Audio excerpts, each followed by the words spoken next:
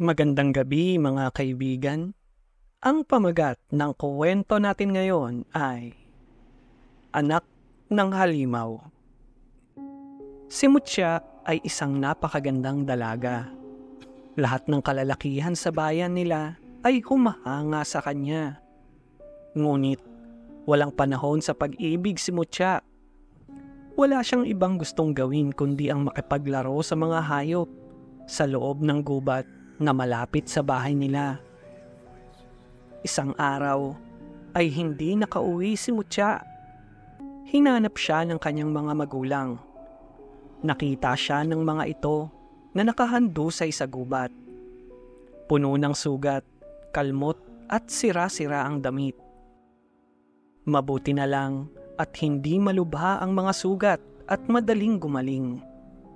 Pero hindi natatandaan ni Mutya ang nangyari sa gubat.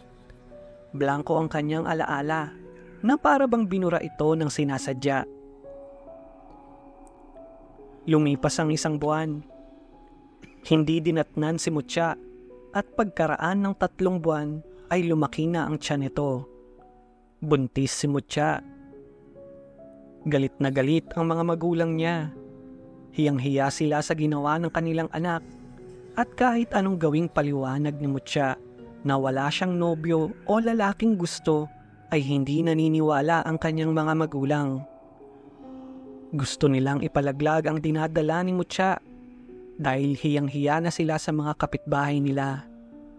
Lagi na lang kasi ang pamilya nila ang laman ng mga usapan.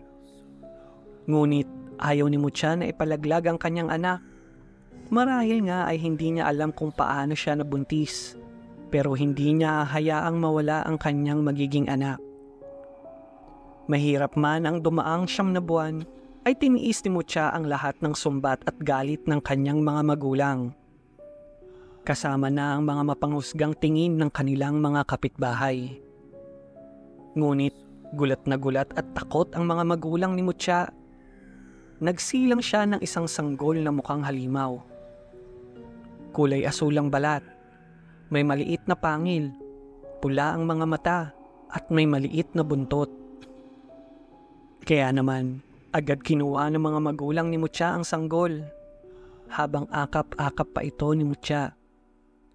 Ayaw bumitiw ni Mutya mula sa pagkakaakap sa kanyang anak dahil gusto itong itapon ng kanyang mga magulang sa gubat. Pinaglaban ni Mutya ang kanyang anak, ngunit mahina pa siya mula sa panganganak. Kaya naman natupad ang gusto ng kanyang mga magulang. Itinapon nila sa gubat ang sanggol na halimaw. Ang akala nila ay kusang mamamatay ito. Ngunit hindi nila alam na naiintindihan sila ng sanggol. Alam nito ang nangyayari at kung paano siya inilayo sa kanyang mapagmahal na ina. Kaya gumapang ang sanggol na halimaw. Nagtago ito mula sa mga mababangis na hayop na kaya siyang kainin.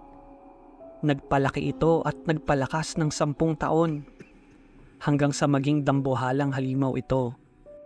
Ginawa niya ito dahil alam niyang mahal siya ng kanyang ina. Ayaw niya itong malungkot sa kanyang pagkawala, kaya babalik siya sa bayan at kukunin ng kanyang ina. Pagsapit ng kabilugan ng buwan, lumabas mula sa gubat ang dambuhalang halimaw. Umungol ito ng napakalakas na narinig ng buong bayan. Natakot ang mga tao dahil hindi ito normal na ungol mula sa mga ligaw na aso. Lumabas sila sa kanilang mga bahay at doon nila nakita sa ilalim ng bilog na buwan ang isang nakakatakot na halimaw. Rinig ng halimaw ang mga usapan ng mga tao sa bayan noong nasa sinapupunan pa siya. Rinig niya ang mga masasamang salita tuwing dadaan sila ng kanyang ina. Tanda ng halimaw na nasaktan ang kanyang ina sa mga sinasabi nila. Kaya nagwala ang halimaw at gusto nitong magiganti. Sinira niya ang lahat ng bahay na kanyang madaanan at lahat ng makita niyang tao ay kanyang pinatay. Pero dahil sa 10 taon na ang lumipas ay marami nang nagbago sa bayan. Hindi na alam ng halimaw kung nasaan ang bahay ng kanyang ina. Kaya nagsalita siya at pasigaw na sinabi na dalhin ng kanyang ina. Dalhin si Mucha papunta sa kanya. At pangako niyang titigil na siya sa pagwawala at pagpatay. Ngunit nasira ang buong bayan at lahat ng nakatira doon ay namatay dahil binawi ni Mucha ang kanyang buhay nang kunin sa kanya ang anak niyang halimaw.